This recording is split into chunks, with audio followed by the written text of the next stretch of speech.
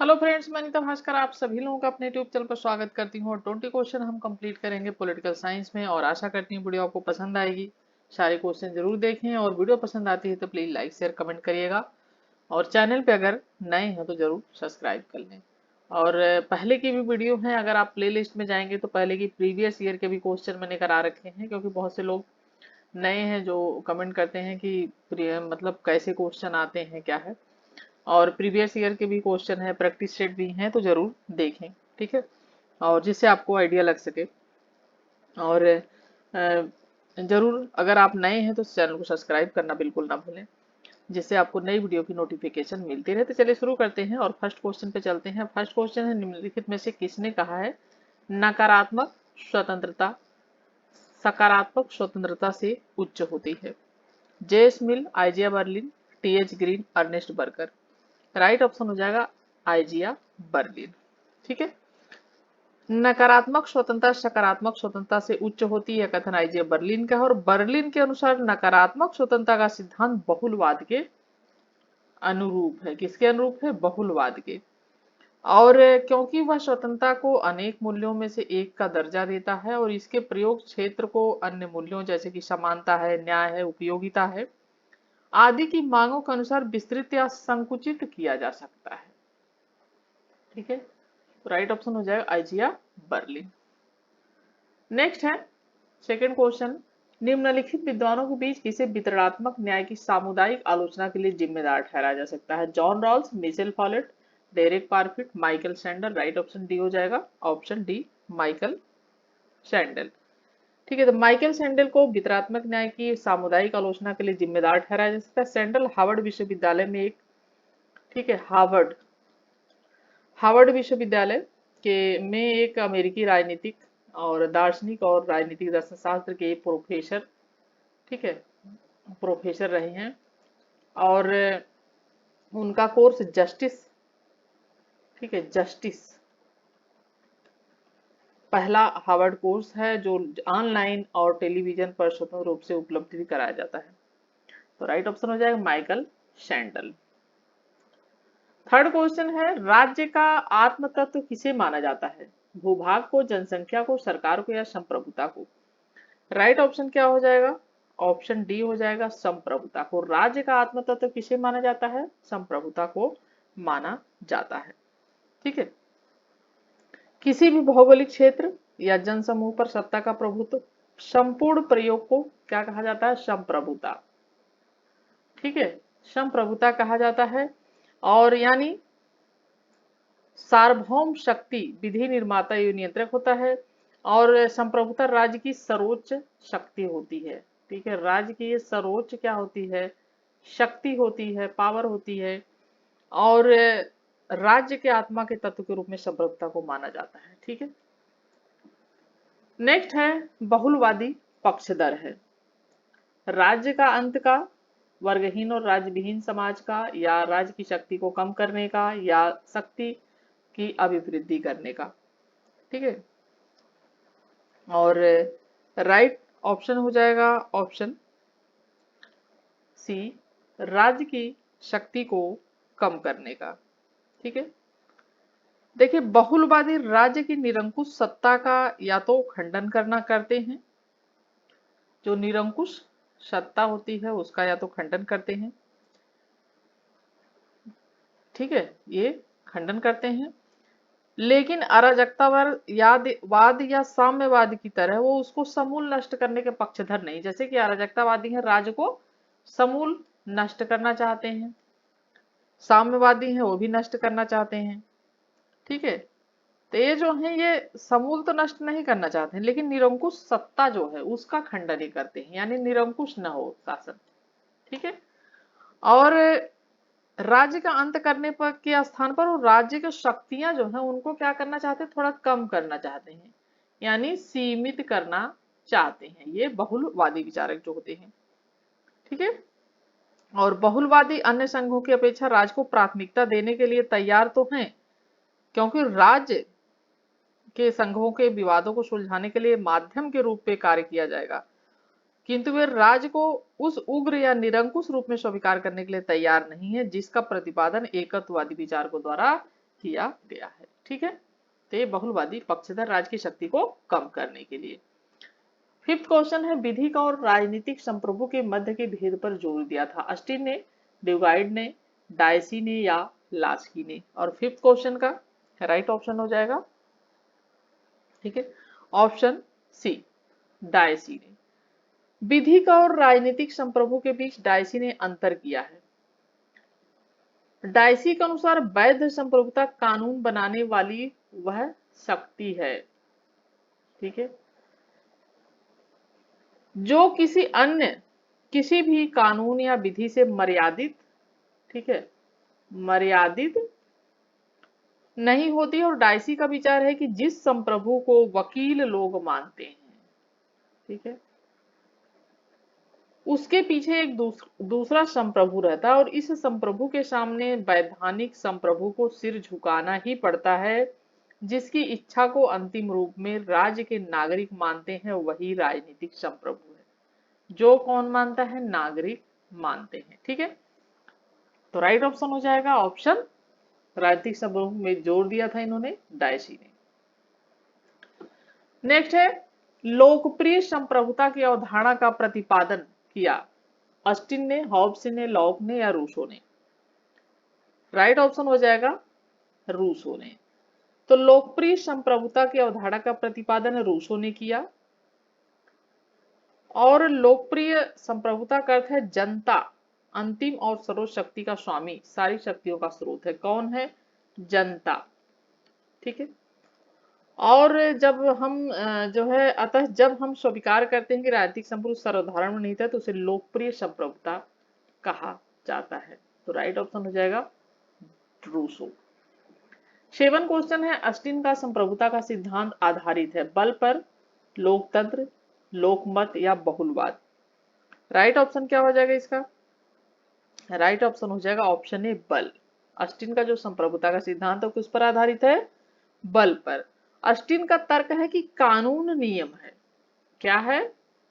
कानून नियम है, और जिसे वह एक प्रकार के आदेश के रूप में क्या करता है? परिभाषित करता है। ठीक है, अधिक सटीक रूप से कहें तो कानून एक स्वतंत्र राजनीतिक समाज के सदस्यों द्वारा जारी किए गए सामान्य क्या है? आदेश। ठीक है, और गैर अनुपालन की स्थिति में सजा या अन्य प्रतिकूल परिणामों के विश्वसनीय खतरों द्वारा समर्थित है। अर्थात लोग कानून का पालन क्यों करते हैं? बल या भय। ठीक है, भय के कारण करते हैं, इसका मानना है इसका, जॉन ऑस्टिन का। ठीक है, तो राइट ऑप्शन हो जाएगा ऑप्शन ए। 8 क्वेश्चन है, निम्नलिखित में से किस विचारक ने एक सर्वशक्तिमान संप्रभु पर विचार दिया है? रूसो ने, हॉब्स ने, लॉक ने, मिल ने। राइट ऑप्शन हो जाएगा हॉब्स, थॉमस हॉब्स। तो थॉमस हॉब्स ने एक सर्वशक्तिमान संप्रभु का विचार प्रतिपादित किया। हॉब्स के अनुसार संप्रभुता सर्वोच्च, शक्तिशाली, असीमित, अदेय, निरंकुश एवं अविभाज्य है। यानी संप्रभुता को क्या माना है? एक तो सर्वोच्च माना है, ठीक है, सर्वोच्च होती है। दूसरा शक्तिशाली माना है, ठीक है। तीसरा असीमित माना है, यानी उसकी कोई सीमा नहीं, असीमित है। ठीक है, चौथी बात अदेय, यानी किसी को दी नहीं जा सकती। ठीक है, और निरंकुश होती है, वो निरंकुश भी माना है। और अविभाज्य माना है, यानी उसका विभाजन नहीं किया जा सकता। ठीक है, और लेवियाथन, ठीक है, लेवियाथन,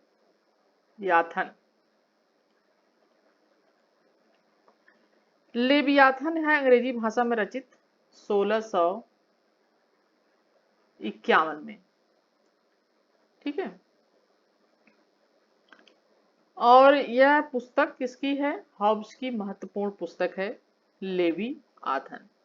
ठीक है, और राइट ऑप्शन हो जाएगा ऑप्शन इसका बी। ठीक है, और नेक्स्ट क्वेश्चन देखते हैं। नेक्स्ट क्वेश्चन है, निम्नलिखित में से यह किसका वक्तव्य है? संप्रभुता नागरिकों और प्रजाजनों के ऊपर विधि द्वारा अमर्यादित राज्य की सर्वोच्च शक्ति है। Jean Bodin, Gardner, Harold Laski, Ayatollah Ruhollah Khomeini. Right, इसका ऑप्शन क्या हो जाएगा? 9 क्वेश्चन का राइट ऑप्शन हो जाएगा ऑप्शन ए, जीन बोदा। ठीक है, जीन बोदा के अनुसार सामाजिक जीवन के अन्य संगठनों की तुलना में राज्य का विशेष लक्षण उसकी क्या है? संप्रभुता है। ठीक है, और संप्रभुता की परिभाषा बोदा ने किन शब्दों में की है बताती हूं। बोदा ने कहा है कि संप्रभुता नागरिकों और प्रजाजनों के ऊपर एक सर्वोच्च शक्ति है। किसके ऊपर? नागरिकों और जो प्रजाजन है उनके ऊपर एक सर्वोच्च शक्ति है, जो विधियों द्वारा मर्यादित नहीं की जा सकती, यानी कानून द्वारा जो मर्यादित नहीं की जा सकती, विधि द्वारा मर्यादित नहीं की जा सकती है। इसका तात्पर्य है कि राजा अपने नागरिकों और प्रजाजनों पर किसी प्रकार का कोई भी कानून बनाने का अधिकार रखता है। वह उन्हें मनचाहे आदेश दे सकता है और अपने प्रदेश में जैसी चाहे वैसी व्यवस्था कर सकता है, और इन विषयों के संबंध में उस पर किसी कानून या नियम का प्रतिबंध नहीं है। उसकी इच्छा ही सबसे बड़ा कानून है। क्या है? उसकी जो इच्छा है वही सबसे बड़ा कानून है, सबसे बड़ी शक्ति कानून है, और उसकी शक्ति जो है वो क्या है? वो सर्वोच्च है। ठीक है, तो right option option A, Jean Bodin. 10 question है, प्रभुसत्ता के कानूनी सिद्धांत के प्रतिपादन का श्रेय किसको दिया जाता है? जेरेमी बेंथम, लॉक को, जीन बोदा को, या जॉन ऑस्टिन को? राइट ऑप्शन हो जाएगा ऑप्शन डी, ऑस्टिन को दिया जाता है। ठीक है, संप्रभुता के वैधानिक सिद्धांत का सर्वोत्तम विश्लेषण जॉन ऑस्टिन ने अपनी पुस्तक जो 1832 में प्रकाशित की थी, लेक्चर्स ऑन जूरिस्प्रूडेंस। ठीक है, इसकी पुस्तक थी ये, लेक्चर्स। ठीक है, लेक्चर्स ऑन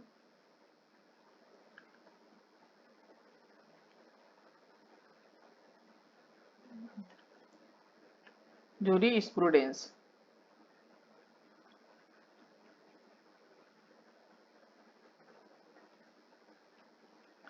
ठीक है, तो लेक्चर्स ऑन जूरिस्प्रूडेंस ये किसकी पुस्तक है? ये है जॉन ऑस्टिन की पुस्तक, जो प्रकाशित हुई थी 1832 में। तो इसमें इसने जो है सिद्धांत का सर्वोत्तम में इसने संप्रभुता के सिद्धांत का सर्वोत्तम विश्लेषण किया, और वह मानता है कि राज्य एक कानूनी व्यवस्था है। राज्य क्या है? ये कि कानूनी व्यवस्था है, एक कानूनी सिस्टम है, लॉ सिस्टम है, और जिसमें एक सुनिश्चित प्राधिकार शक्ति का सर्वोच्च स्रोत होता है।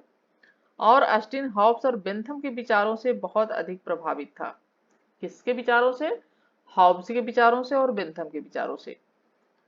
और उसका विचार था कि उच्चतर द्वारा निम्नतर को दिया गया आदेशी कानून है। क्या था? और ये परिभाषा बहुत महत्वपूर्ण है, जरूर इसे नोट कर ले, और हमेशा पूछी जाती है। पिछली बार टीजीटी या पीजीटी में भी आया था ये, टीजीटी शायद। तो कहता है कि उच्चतर, ठीक है, उच्चतर द्वारा निम्नतर को दिया गया। ठीक है, उच्चतर द्वारा निम्नतर को दिया गया कानून है जो, ठीक है, आदेश जो है, निम्नतर को दिया गया जो आदेश है वही कानून है। ये कहता है कौन? John Austin. और बहुत महत्वपूर्ण परिभाषा है ये। और लॉ को सीमित संप्रभुता को क्या माना जाता है? सीमित संप्रभुता का जनक माना जाता है। बोदा जो है, बोदा राजनीतिक चिंतन के क्षेत्र में बोदा की सबसे बड़ी और विशिष्ट देन उनकी संप्रभुता विषयक सिद्धांत है ये। और संप्रभुता की परिभाषा बोदा ने कहा कि संप्रभुता नागरिकों और प्रजाजन के ऊपर, अभी हमने पिछले क्वेश्चन में बात की थी। ठीक है, और जॉन ऑस्टिन की 2 पुस्तकें थी, एक तो ये लेक्चर्स ऑन जूरिस्प्रूडेंस 1832, और एक है the philosophy of positive law. ठीक है, एक और पुस्तक है इसकी, ये द फिलॉसफी। ठीक है, द philosophy,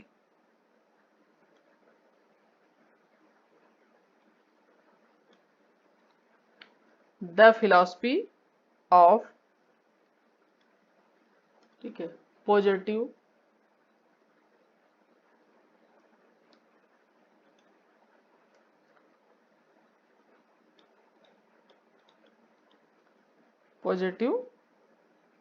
लॉ, ठीक है। ये इसकी महत्वपूर्ण दो पुस्तकें हैं और ये भी 1800, ठीक है, 32 की है करीब, और दो महत्वपूर्ण इसकी रचनाएं हैं, और ये है जॉन ऑस्टिन की, ठीक है। नेक्स्ट है, किंतु प्रत्येक व्यक्ति मानता है कि संसद राजा को ऑस्टिनवादी अर्थ में प्रभुसत्ता संपन्न संस्था समझना असंगत है। यह कथन किसका? डायसी का, लास्की का, मिडलैंड का, या लॉर्ड ब्राइस का? राइट ऑप्शन हो जाएगा लास्की, हेराल्ड लास्की। तो एच जे लास्की का कथन है, हेराल्ड लास्की का कथन है कि प्रत्येक व्यक्ति जानता है कि संसद राजा को ऑस्टिनवादी अर्थ में प्रभुसत्ता संपन्न संस्था समझना असंगत है। लास्की ने लिखा है कि राज अपने सम्मत स्वरूप में सर्वशक्तिमान नहीं हो सकता, यानी ये कहता है कि राज्य जो है वो सर्वशक्तिमान नहीं हो सकता है, क्योंकि बाहरी मामलों में वह अन्य राज्यों के अधिकारों से आंतरिक क्षेत्र में स्वयं की प्रकृति तथा अपने सदस्यों के व्यक्तिगत अधिकारों से क्या है, वो सीमित है, ठीक है। तो right option option D, Herald Laski. 12 question है, निम्नलिखित में से कौन एक बहुलवादी विचारक नहीं है? जीडीएच कोल, जॉन ऑस्टिन, बार्कर और एच जे लास्की। तो बहुलवादी विचारक कौन नहीं है? राइट ऑप्शन बी हो जाएगा, जॉन ऑस्टिन जो है बहुलवादी विचारक नहीं है, ठीक है। और जॉन ऑस्टिन जैसा कि इंग्लैंड का विधि शास्त्री था और जिसने 1832 में ये पुस्तक हमने बताई थी अभी, लेक्चर्स ऑन ज्यूरिस्प्रूडेंस में संप्रभुता एकलवादी सिद्धांत का प्रतिपादन किया था, ठीक है, एकलवादी। और जबकि जीडीएच कोल, बार्कर, जेलास की बहुलवादी विचारक हैं, ठीक है, ये एकलवादी हैं। नेक्स्ट है, किसने विचार दिया था कि चूंकि समाज का स्वरूप संघात्मक है इसलिए सत्ता का स्वरूप भी संघात्मक होना चाहिए? लास्की, मैकाइबर, जीडीएच कोल, गार्डनर। राइट ऑप्शन हो जाएगा लास्की। तो बहुलवादी विचारक हैं और बहुलवादियों के अनुसार वर्तमान समय में समाज की स्थिति इस प्रकार की है कि अकेला राज्य मानवीय जीवन की विविध आवश्यकताओं की पूर्ति में क्या है, वो असमर्थ है। व्यक्ति अपनी विविध आवश्यकताओं की पूर्ति के लिए सामाजिक, वैज्ञानिक, राजनीतिक, सांस्कृतिक, धार्मिक एवं आर्थिक अनेक प्रकार के क्या करता है, वो समुदाय बनाता है, ठीक है, अकेले तो कुछ भी नहीं हो पाता, समुदाय बनाता है। और मनुष्य के बहुमुखी विकास के लिए आवश्यक है कि मानव जीवन के विविध पक्षों से संबंधित समुदायों को राज्य एवं अन्य समुदाय को हस्तक्षेप से स्वतंत्र रहकर, ठीक है, उनसे स्वतंत्र रहकर कार्य करने का अवसर मिले। और लास्की के शब्दों में आवश्यकताओं की दृष्टि से पूर्ण होने के लिए सामाजिक संगठन के ढांचे का स्वरूप संघीय होना चाहिए, ठीक है। तो राइट ऑप्शन ऑप्शन ये हो जाएगा। बहुलवादी महत्व देते हैं राज्य को, समूह और संगठनों को, सरकार को, न्यायपालिका को। राइट ऑप्शन बी हो जाएगा, समूहों और संगठनों को महत्व देते हैं। तो ये जो है महत्व देते हैं समूहों और संगठनों को, ठीक है। तो राइट ऑप्शन बी हो जाएगा। 15 क्वेश्चन है, निम्न में से संप्रभुता की कौन सी विशेषता त्रुटिपूर्ण सूचीबद्ध है? निरंकुशता, विभाज्यता, अस्थायित्व, अनन्यता। और राइट ऑप्शन क्या हो जाएगा इसका? ऑप्शन बी हो जाएगा, विभाज्यता, ठीक है। निरंकुशता, मौलिकता, अविभाज्यता, अदेयता, अस्थायित्व, अनन्यता आदि संप्रभुता की विशेषताएं होती हैं। विभाज्यता इसका लक्षण नहीं होता है। संप्रभुता के अद्वैतवादी सिद्धांत के प्रतिपादक हैं लॉक, ऑस्टिन, बेंथम, मिल। राइट ऑप्शन हो जाएगा जॉन ऑस्टिन है। अद्वैतवादी सिद्धांत के प्रतिपादक कौन है? John Austin.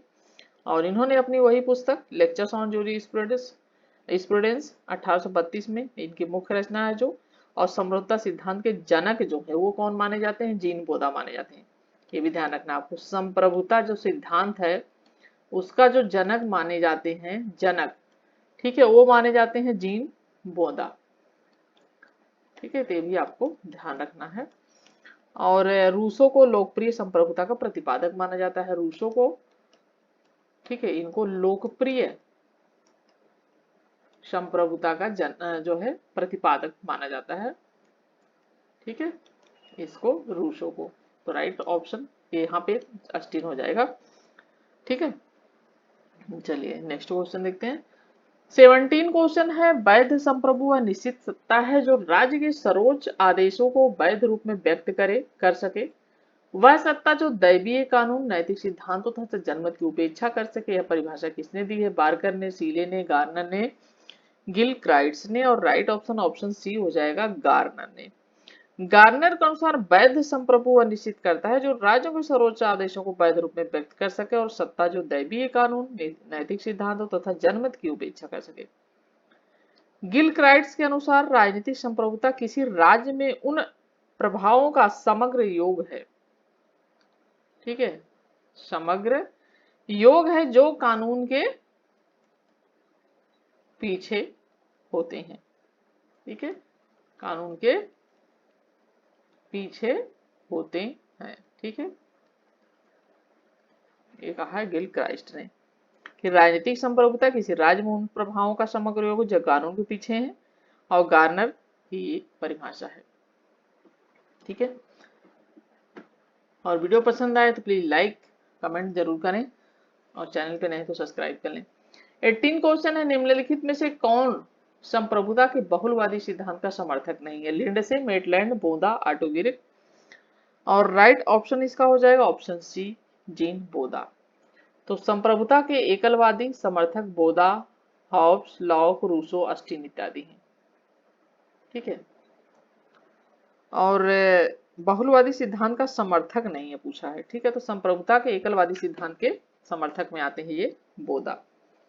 ठीक है, और जैसा कि इनके अनुसार संप्रभुता का निवास स्थान राजा या शासक के पास है, और ये संप्रभुता में विभाजन स्वीकार नहीं करते। और बहुलवादी विचारधारा के अनुसार राज सत्ता संप्रभु में निरंकुश नहीं और राज्य में विद्यमान अन्य समुदायों अस्तित्व को राज सत्ता को सीमित कर देता है, और व्यक्ति अपनी आवश्यकताओं की पूर्ति के लिए केवल राज्य की जो है सदस्यता स्वीकार नहीं करता, बल्कि राज्य के साथ साथ दूसरे अनेक समुदाय संघों की भी सदस्यता स्वीकार करता है। और इसीलिए ये कहते हैं बहुलवादी कि ऐसी स्थिति में एकमात्र राज्य को संपूर्ण सत्ता प्रदान नहीं की जा सकती।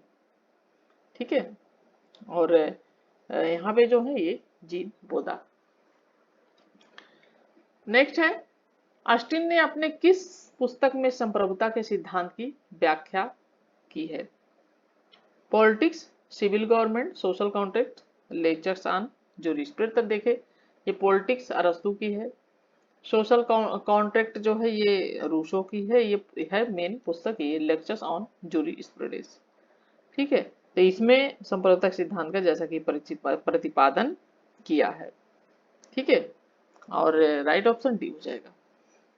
20 और लास्ट क्वेश्चन, निम्नलिखित में से कौन अस्टीन के संप्रभुता सिद्धांत का कटुतम आलोचक है? Sir Henry Maine, Hobbes, Bodin, Laski. तो राइट ऑप्शन हो जाएगा sir Henry man.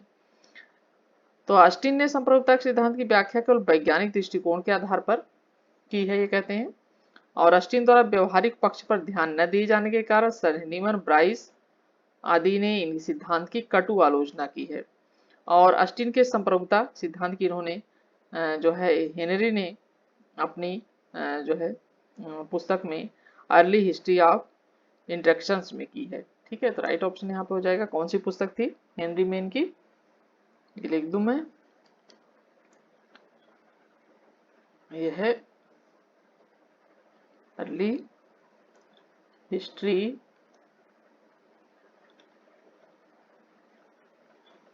Of interactions.